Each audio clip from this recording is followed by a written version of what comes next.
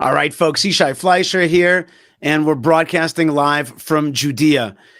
We all know the problem of radical Islam. It's all over our lives. It's everywhere. It's certainly here in Judea, but it's also in the United States. It's certainly in Europe, places like Belgium, Paris, Amsterdam. They've practically fallen. There's many no-go zones in those cities.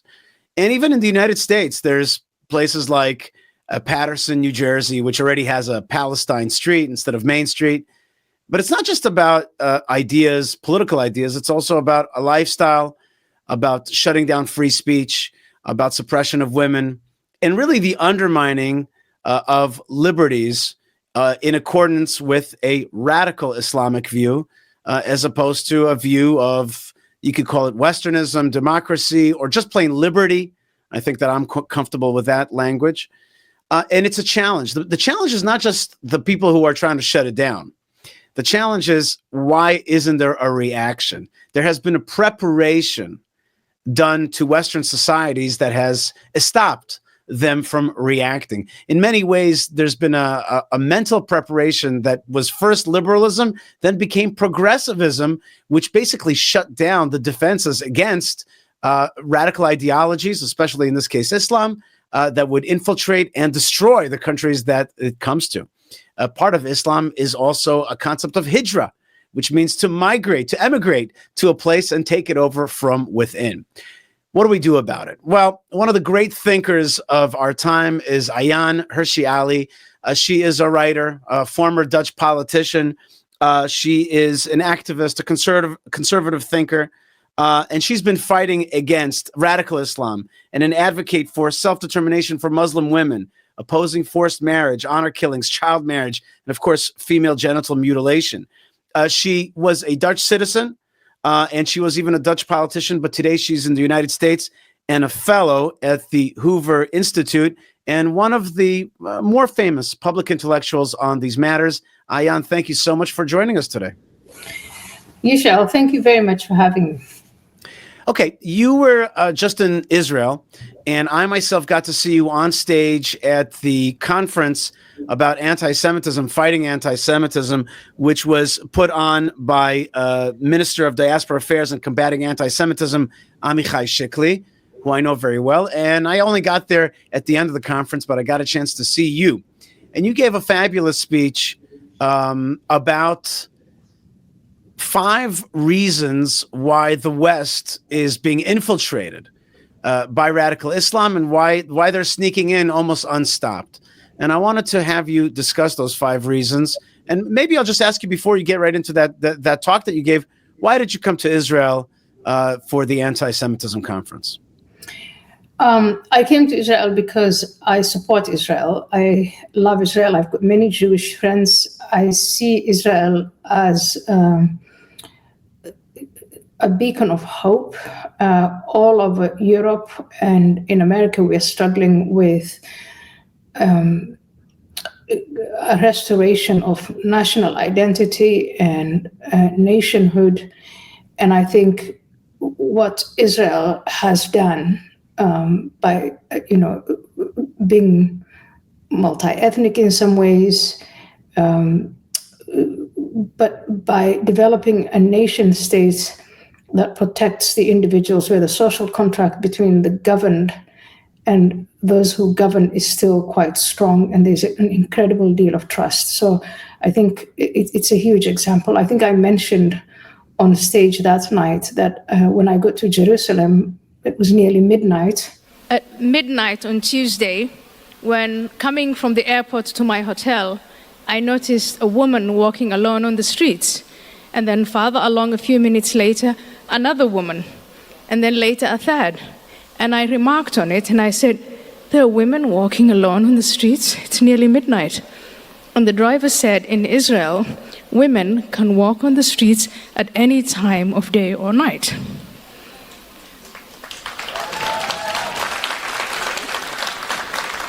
The second anecdote, this afternoon, I was at my hotel when one of the staff members came and said, get up, we're going to the shelter, because the red alert sirens were going on. And sitting in the shelter, I started to think about this society that is willing to defend and to die even so that their women can walk safely on the streets. Congratulations to that. That's a superior culture. In 1992, when I came to the Netherlands, women could walk freely anywhere in the Netherlands and in many parts of Europe and the West. That is no longer the case. That has changed. And I'm impressed by the fact that even though you have bombs flying all over you and missiles and that you run to shelters multiple times a day, your women and your children are safe in your society. That's the greatest sign of that social contract between those who are governed and those who govern, that women and children are safe. And yeah, so they're safe and free. They could walk freely at night. Jerusalem is lively at night. Women are walking. It's not even an issue. It's not even an issue. It's sometimes when you live in a place where it's not an issue, it's hard to contemplate a place where it's really a big issue. And I guess you've seen many places that women cannot walk the streets at night safely. Absolutely. And so I was asked to speak about anti-Semitism. And what I did was I talked about Jewish hatred, the kind that I was raised with. I'm of Gen X. I'm 55 years old. And in the several Muslim countries that I lived in, hatred of Jews was transmitted in this old-fashioned manner. We were taught at home and in the Quran school and in the mosque and on the streets, and mostly it was through oral transmission. It was on television, it was in the radio. This was state propaganda that was top-down disseminated to the population. We were supposed to believe this about Jews, and we believed it. So part of it was the medium and part of it was the message itself. The message was designed for people who live in countries that are not free, where the state controls the information, and large swaths of the population are not just Muslim, but they were ill-educated. So if you were told, as I was, that Jews have horns, that they have large noses, that they look like monsters, that they suck blood, that they're pigs and monkeys, we swallowed all of that with credulity. Let's watch a little video that I just got just yesterday. Yeah. This video came.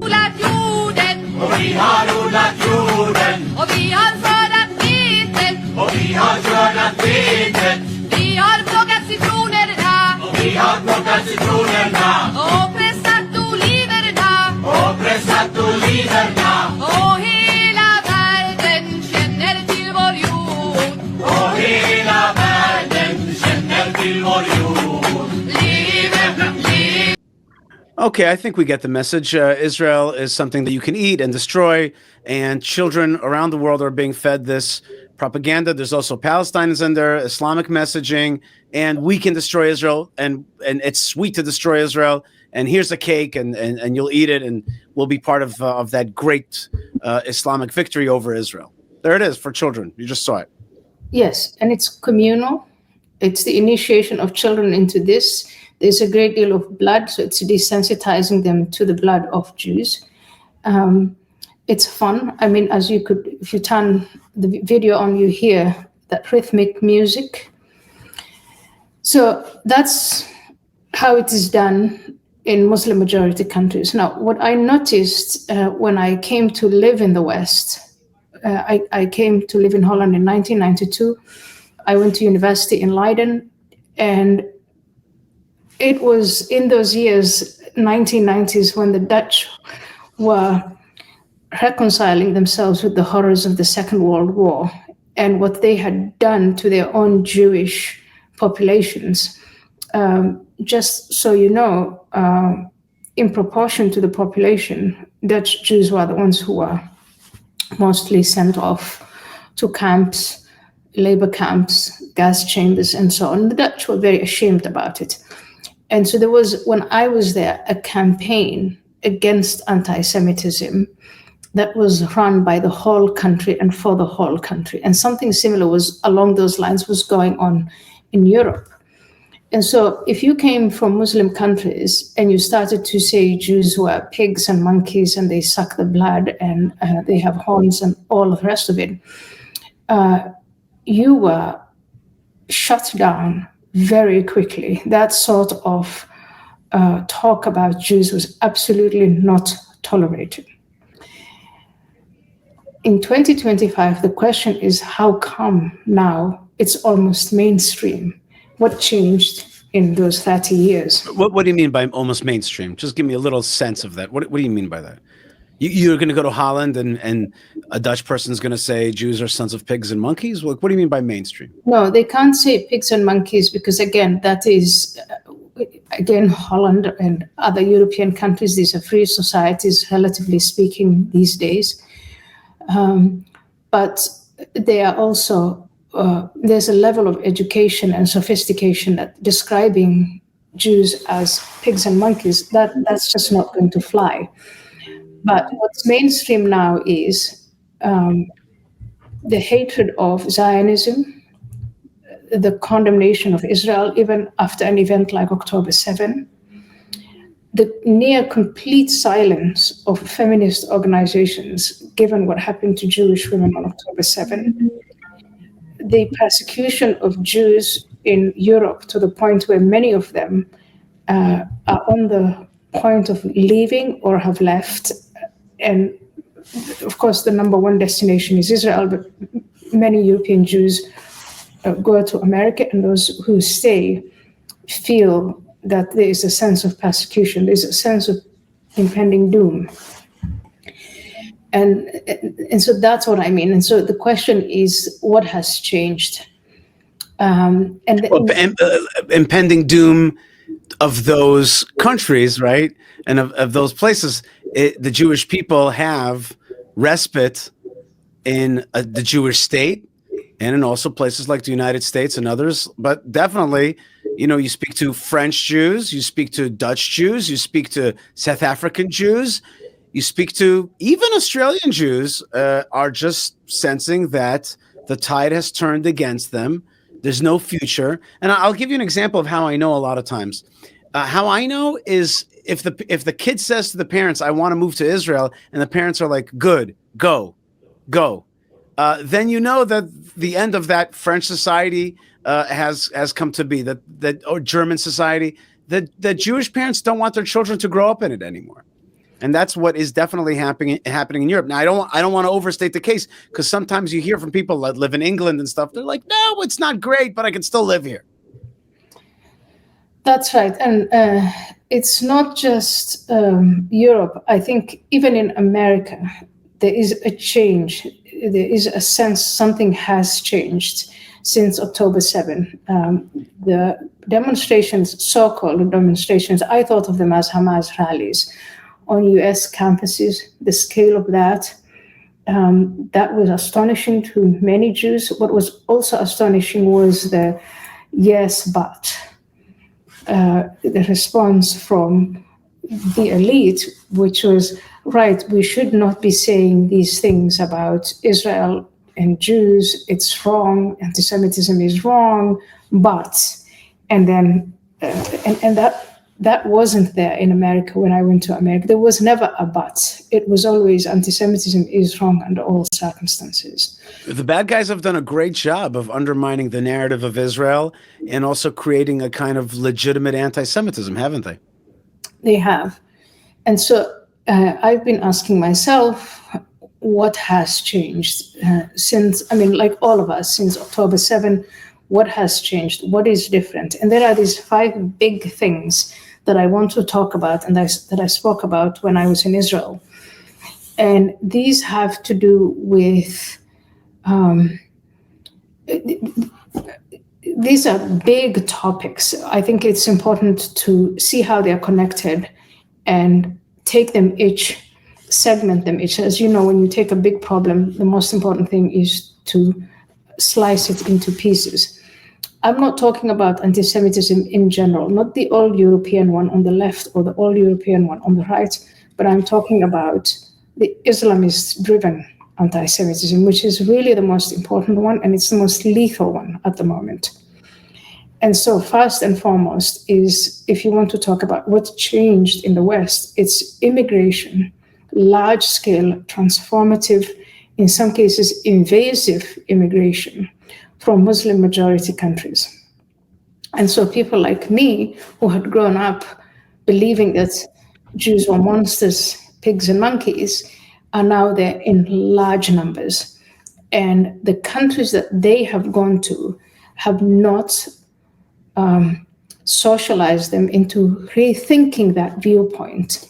In fact, all attempts that have been made to, say, teach the Holocaust at primary and secondary schools to Muslim immigrant children, they've been rebuffed and they've been rejected. So immigration is one key component that has introduced the Islamist-driven anti-Semitism, hatred of Jews to the West. The second one is... wait, hold on. Before you get to the second one, let's just drill down for just a second. We have countries, you know, I was in Holland years ago, right after college, and I was there for a week. A friend of mine had a house in an apartment in Amsterdam, and I thought the city was beautiful. Just a beautiful city, and with beautiful art, and just a great and special city. And I like Overcast, and I like the rain, and I like the flowers, and I like Van Gogh. And I saw that people love their bicycles there. And I noticed that people put a lot of chains on their bicycles, a lot. And I said to them, I'm like, something doesn't make sense here to me. You guys have such a perfect little society going here. Why do you guys need to chain up your bikes? And a few times they just kind of gave me a wry smile and they said, yes, it's the immigrants. And I was startled by this, and I started realizing that here's a society that is allowing this other entity to flow in. It's not being socialized, as you said. It's not being matriculated. They're not becoming Dutch and with Dutch values. Yeah. And rather they're continuing some other countries, North African or African or Middle East values. And I realized, and this was, I'm talking 2003. And so I really saw that there was something on the way here. We know right now England is changing. Paris is changing. We saw what happened with the soccer game in Holland, in Amsterdam. So these places really, they just feel totally different. And these countries have not been able. Why have these countries not been able to say, hey, we don't want your kind? Now, Poland, for example, says, we don't want this. We're not going to let this in. Why have some countries been unable to block either that immigration or block those cultural tendencies? So I'm glad you said 2003. 2003 was when I was in Parliament in the Netherlands, and it's when we were having the discussions on the exact same questions that you pose now. And the questions were along the lines of, hey, we now have this number of immigrants from Morocco, from Turkey, and through the asylum system, many more from Iraq and Afghanistan and Somalia and Syria and you name it. So the number of Muslims was growing. What should we do as a society to assimilate them into the system? And it is at that time that this philosophy of multiculturalism came into view and into dominance. It dominated. There were people like me. I wasn't the only one, but there were many people who were saying, what we need to do is to assimilate them into the nation state and make them into Dutch individuals. And that was rejected. And it was very often rejected by citing the Holocaust, by citing the years that led up to the Second World War, and by saying, look at what we did to the Jews. We don't want to do that to the Muslims. I had one argument with the mayor of Amsterdam back then, that was Job Cohen.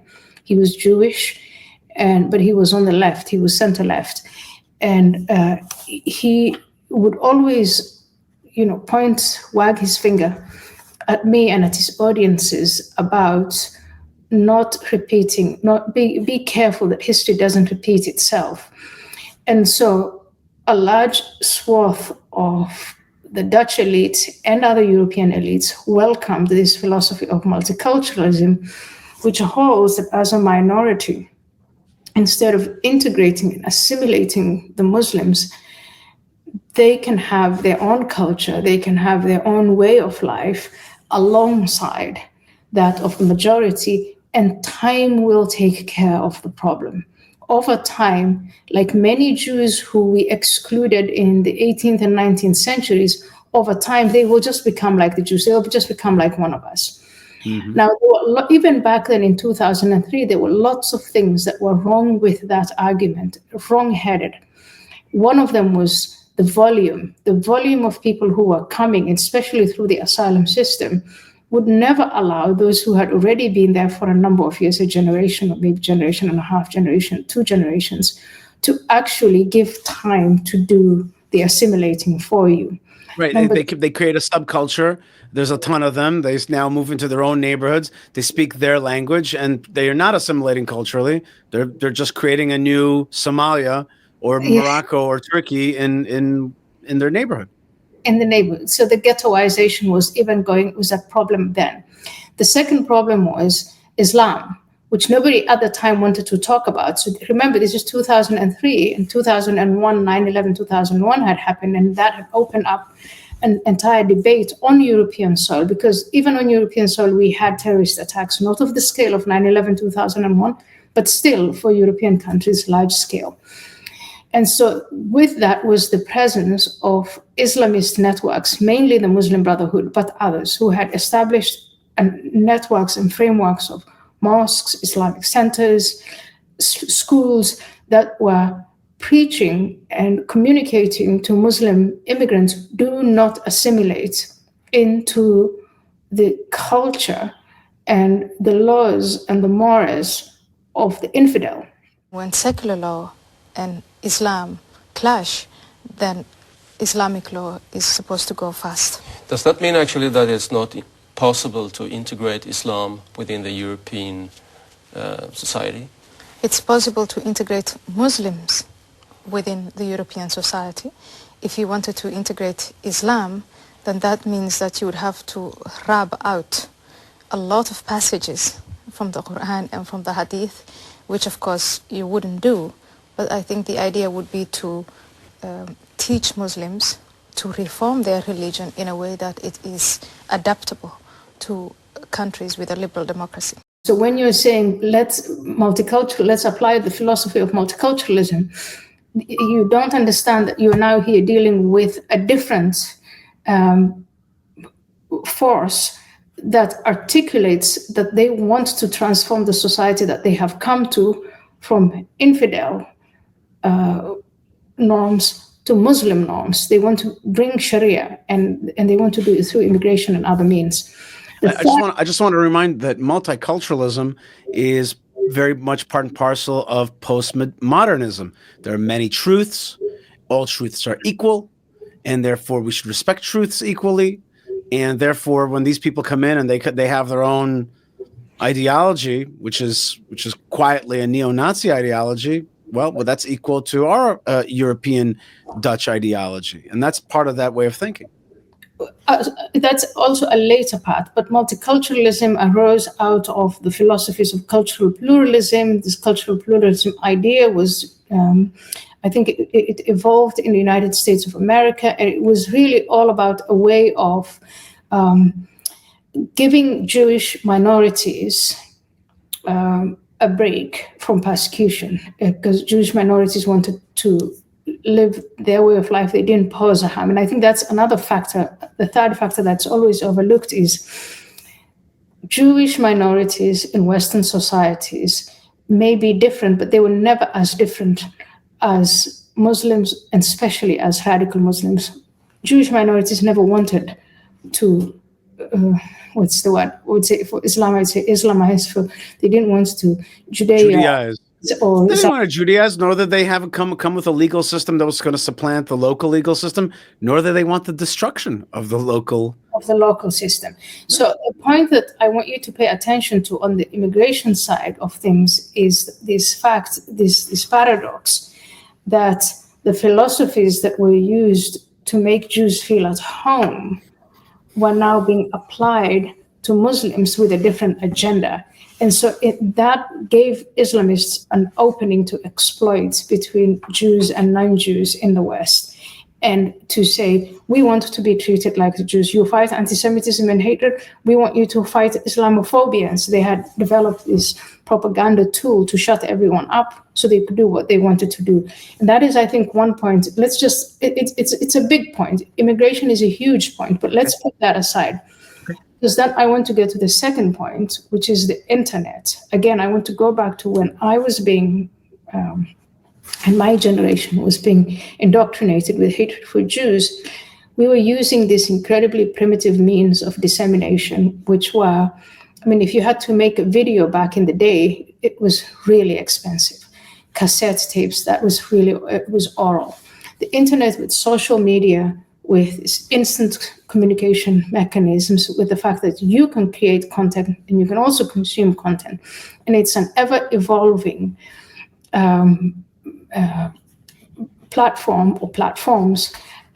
This just gave Islamists endless possibilities. The sky is the limit. It gave them endless possibilities. But Ayaan, let me just challenge you on that a little bit. Why? I understand what you're saying. Now every young kid had a phone in his hand and he could get the messages of Islamism. But it's just a short question. Why wouldn't Western values beat out Islamic values through the phone, through the internet, through the social media? You would think, one could have guessed. Yeah. Well, you're going to see a lot of options. You're going to be able to choose a life for yourself. Why choose that one? So that's my number 4 point, which is the crisis of liberalism, the crisis of Christianity in Western society. So through this process of secularization that we've embarked on, we've reached a place where we cannot meet radical Islam with equal conviction. Liberalism, especially on its progressive end, has become, again, wittingly or unwittingly, a vector for Islamism. It's become very easy for Islamists to exploit. And so that was my point 4. Because speaking with conviction and vehemence is attractive. Well, because again, we're dealing here with an enemy that initially was underestimated. They were thought they were not sophisticated. Remember, they were talking about pigs and monkeys. They, despotic. Like backwards, dumb, Africa, Middle East, bunch of folks out there. They don't know anything, and therefore you underestimate. By the way, I just want to tell you in parentheses, I'm always telling my Jewish friends, I'm saying to them always, don't call people dumb. Don't underestimate the jihad, the Muslim Brotherhood. Don't underestimate AOC in America. Don't underestimate these people. They're smart. They're clever. They know how to use social media. They got millions of followers. Don't poo-poo them. And Israel, one of Israel's great problems is that it poo-poos enemies, and it poo-pooed the Gazans, and it poo-pooed their vehemence and their dedication, and their sophistication. And that is a problem that in my opinion, and I think I'm allowed to criticize Israel and the Jewish people, which is like haughtiness, a kind of like the enemy is not so serious, and we'll defeat him with our airplanes and F-35s, but he's defeating you on TikTok. In every other way. And this poo-pooing that you're talking about, this is something that European elites did in the last 30 years. I watched them do it. They've said it over and over in all of these platforms. Don't worry, these people, they're making bombs in their mothers' kitchens and the bomb is blowing up in their faces. That's how stupid they are. Right. So you can't take them too seriously. So that was, I think, one. And then the second one was we said we declared war on terror. Terror is merely a tactic. And that, of course, distracted us from focusing on the ideology and on their objectives. And it's distracted us from looking at the other ways in which they fight, through subversion, through propaganda, through alliance building. So that, again, to go back to the progressives, the Islamists learned from the progressives and built alliances with them, using their arguments to infiltrate every single institution and make their own arguments. These days, you can't say you've got to fight anti-Semitism without also adding Islamophobia and other hatreds. And so an enemy that is that adaptive and that smart and that's talented and that is really keen on learning and learns very quickly, that is what we have overlooked. Again, I was coming to liberalism and progressivism, but I don't want to skip. Your first point was immigration. Your second point was the internet and the power of the internet. I threw you off by asking, why is the internet not affecting also, somebody who might be Islamic to make him into a freedom-loving person? You started talking about your point number 4. We'll get back to that. Now you're at point number 3. It's an important one, but I don't want to skip number 3. Yeah. Because it's maybe the most important, in the sense that during the Arab Spring 2011, 2012, there was this big fallout between Muslim governments and Islamist groups in the Middle East and in Muslim majority countries, but especially in the Middle East, especially in Arab countries. And in that fallout, the Islamists made it very clear to Arab governments and had incited the populations to overthrow these Arab governments, tyrannical, autocratic, undemocratic. We know all of that and do not serve their population. So the uprising was seen by the world, and especially by the West, as completely and wholly justified. But who was leading this uprising? It was mostly Islamists. Look at countries like Egypt, Tunisia, and even Saudi Arabia and other Gulf countries. And that big fallout led to the Saudis kicking out the Islamists. The Muslim Brotherhood, that is the main big network that was removed from Egypt when they won. That was the first truly democratic election in Egypt. And the Muslim Brotherhood won. And a year later, they were removed. And what happened as a result of that fallout between the autocratic governments and the Islamist grassroots platforms was the headquarters of Islamism went from Muslim majority countries and established themselves in Europe and in America. And the reason why that happened is because of, here's open societies for you. In open societies, you have freedom of religion, you have freedom of association, you have freedom of speech. And in these wealthy Northern European countries, you also have the welfare state that pretty much throws money at you. And so those persecuted, exiled Islamists in the Middle East relocated to Europe, to Britain, to Germany, to France, to the Netherlands, to Sweden, and they were welcomed with open arms. And so that boosted the Islamists who had already set up these networks. It boosted them intellectually and cognitively. They now have these preachers who are seen as stars. Then it boosted them financially.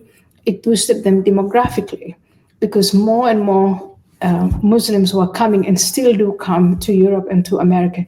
And these networks, they built on what was already there. And so now you have an established Islamist base in every Western country.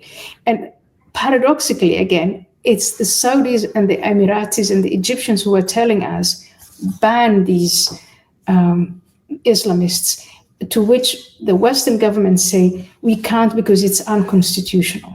Wow. So your point number 3 is related to point number 1.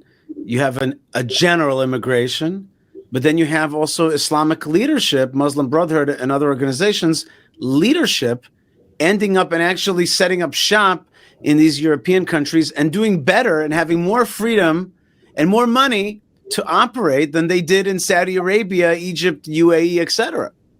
Absolutely. And they have all these, and now there is this cross-pollination where the Muslims who were there, the Islamists who were there for 2 or 3 generations are saying to them, don't say Jews are monkeys and pigs. People here will think that's ridiculous. This is how you should say it. Now let's talk about Zionism instead of Jews, or this is how you market, this is how you use the progressive left to open the doors for you, and we simply walk through.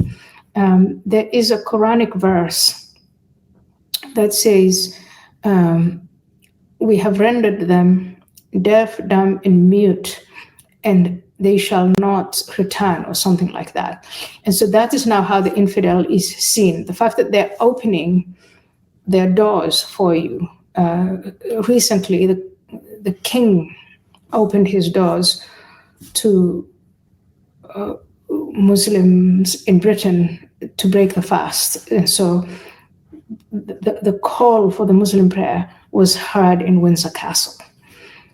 From the king's perspective, or from the prime minister's perspective, it's a gesture of welcoming and warmth.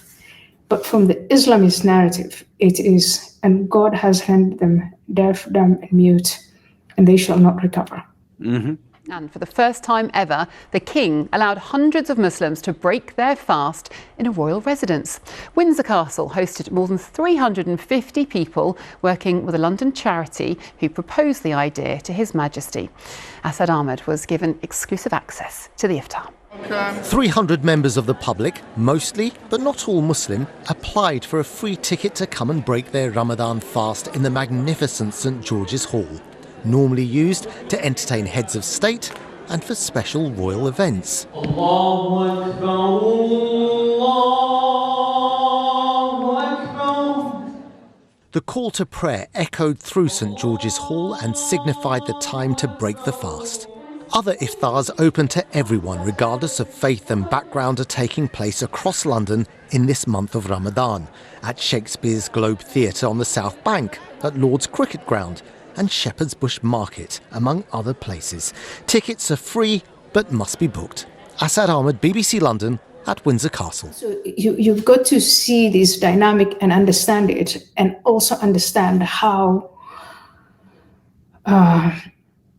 the tools that were used in the past to fight anti-Semitism in Europe and in America are now reversed to, in fact, open all doors for the Islamists.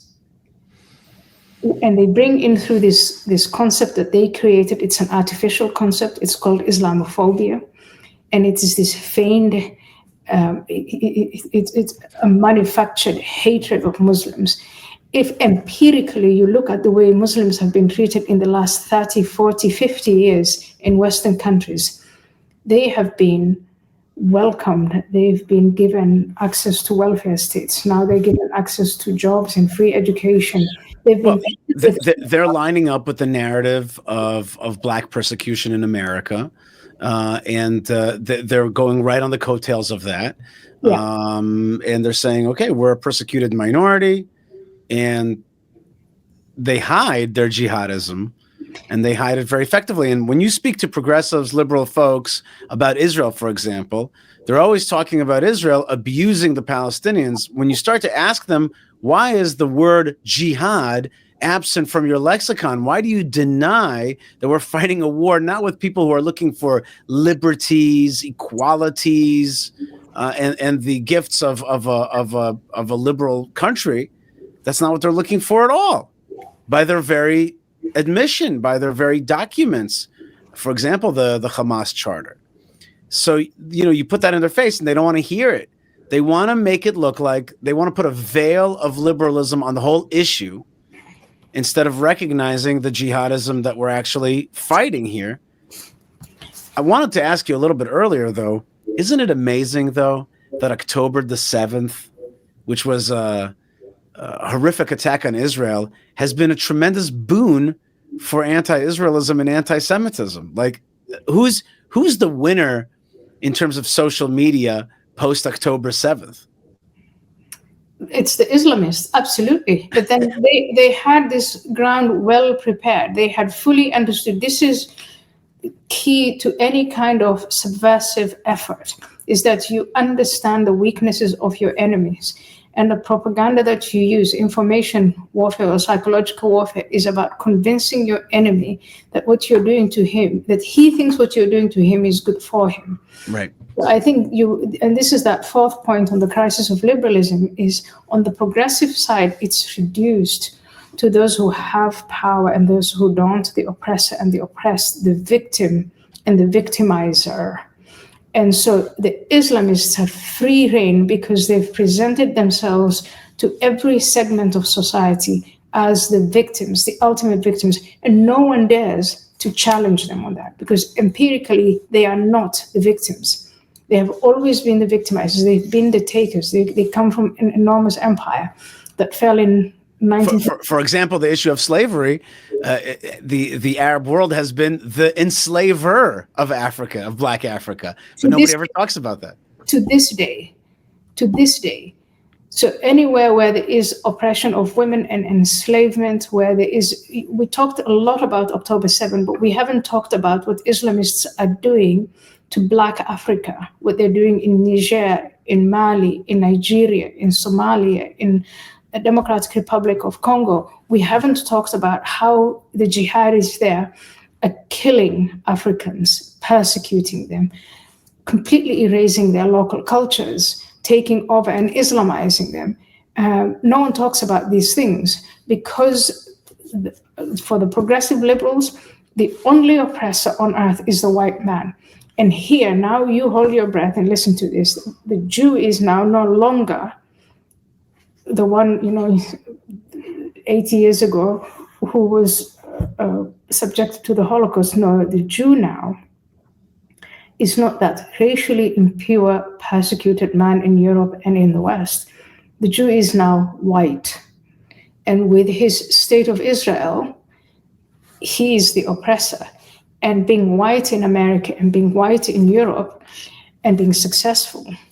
And all of these narratives about Jews have been revived and have been made acceptable. I started this conversation by telling you in the 1990s when I was there, the Western societies were reviewing their attitude towards Jews. And 30 years on, a lot of these things can now be easily said. All of these stereotypes of Jews.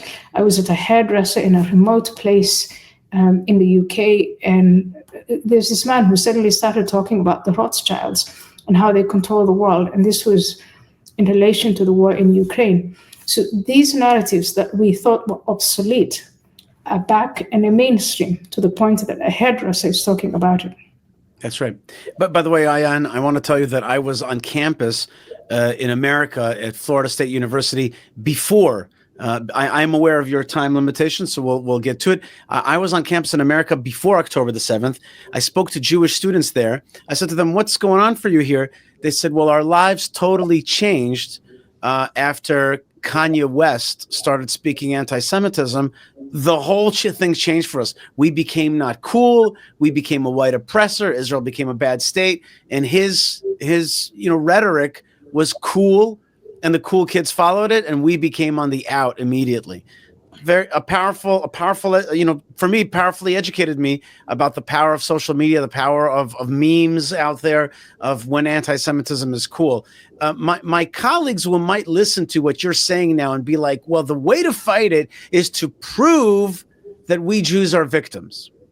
No, please don't do that, because that's going to make it's a wrong way to fight it. The right way to fight, I think, and this is my fifth point, is to take note of this great realignment that is occurring in the West. Again, we started our conversation with the left-right.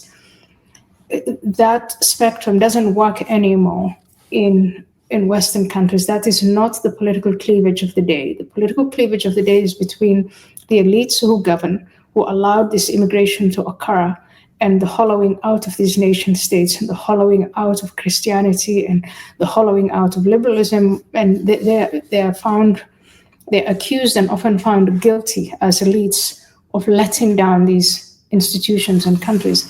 And the great majority of the populations, and the great majority of the population is on either side of the Atlantic, seeking refuge in trying to restore what is left of their nation states. So appealing to nationhood, not the ethno-nationalism of the 1930s, 1920s, 1930s, but this is citizenship-based and driven nationalism. That is how I interpret MAGA, the Make America Great, America Fast movement, and similar things are occurring in Europe. And so I think for the Jewish communities to address this, it is to observe what's happening there and take part in this and start to review the old way of fighting anti-Semitism in Europe, in America, is the wrong way to fight it. It's wrong because it empowers the Islamists, it confuses, and in some ways, I guess it gives the progressives permission to maintain the victim-victimizer narrative. So Israelis and Jews should definitely not play the victim. That's really the wrong way to go about it. The right way to go about it is to expose the Islamist plan. The revival, this plan is objective to revive the caliphate, and the fact that we are all targets of the Islamist narrative. And I think there's one, for me at least, the way at least I see it, I'm not going to put words in your mouth, but from my perspective, a strong Israel, an Israel with a strong Jewish identity, an Israel that pushes back on the bad guys, that says, we're here to stay, you're not going to move us, there's no way. And then after that, make relationships through Abraham Accords with countries that want a future for this region that's not Islamist. But first and foremost, a strong Jewish identity, a strong Jewish state, not based on victimhood, but based on rights, based on strength, based on identity. That's the way to move forward. And of course, also strong Jewish national and religious identity as well. Know where you're from, know your rights, know your history, be proud of it, and use your military to push back on bad guys that want to destroy you. And then people will respect that. And the region will respect that. And they'll look for that. People want today that safe harbor. There are many who don't want to succumb to Islamism or want their children to succumb to Islamism. So absolutely. Israel, go ahead. And to find new alliances. So I say to my Western Jewish friends, the white working classes feel persecuted, and they're directly persecuted by their own governments and Islamists. That's an alliance right there. Christians, what's left of Christianity in Europe and in America, that's an alliance. I'm talking about 2025, not 1935, okay? An alliance with women. I go back to the fact that in Europe, women cannot walk the streets safely, not just at night, but anywhere where there is a majority of, or even a considerable minority of Muslims, it is not safe to be a woman. Women are 50% of the population, generally speaking. That is a natural alliance. So we need a new feminism there. Ex-Muslims, that's a growing population. I know it's not big, but it's a growing population. And then I don't know, a percentage of Muslims, we don't know how big they are, but they are not Islamist. And that's another alliance. And of course, in the region, the autocratic, yes, Arab nations that want to survive and that now think that they can bring prosperity to their populations, but that are threatened by the Islamists. That is also an alliance. So it's to become smart. It's to rethink that the old way of doing things isn't working. This is the 21st century. This is the new way of doing things. This is how we have, I'm thinking of these 5 points. See how they're interconnected, all of them. Let's get smart about it. And not be repetitive, and most definitely let's not fall into a mindset of victimhood. That's exactly where they want to have us. Ayaan Hirsi Ali is a great intellectual, a writer, former politician, now at the Hoover Institute, and is helping us think. And at the conference, the speech that she gave was one of the speeches that was like an aha moment. These 5 points about, in many ways, it's also about Western weakness as well as Islamist strength. And those tides can and must be reversed. And we have to look at it straight in its face and deal with the problems. Ayaan, you are a person who helps us really see through simplifications and the memes and the fears, because a lot of us are thinking through fear. So I really want to thank you for joining us today and helping us think this through. And let's pray together that our societies and civilizations will come through this challenge. Amen. Thank you. Thank you very much. Thank you very much for being with us. All right, folks, that was Ayaan Hirsi Ali, a great intellectual, and she is one of the kind of peoples that we have here on the Yishai Fleisher show and on our channels. Please join us. You could subscribe, like, comment, become a member, and also check out the links below to support. And when you do support, you're really helping us a lot, and you're helping the message of freedom, the message of God and the God of Israel go forth from Jerusalem and from Zion. So thank you very much. Check out fightforisrael.org, fightforisrael.org, which is where our projects, including beautification of the land of Israel and spreading the light of Israel through the internet, is where we do that fighting. You could be a fighter for Israel at fightforisrael.org, and also buymeacoffee.com/Yishai. With that, I want to thank you and bless you and send you all the blessings and the strength from the land of Israel. God bless you wherever you are. Stay tuned, stay strong, stay connected, and shalom.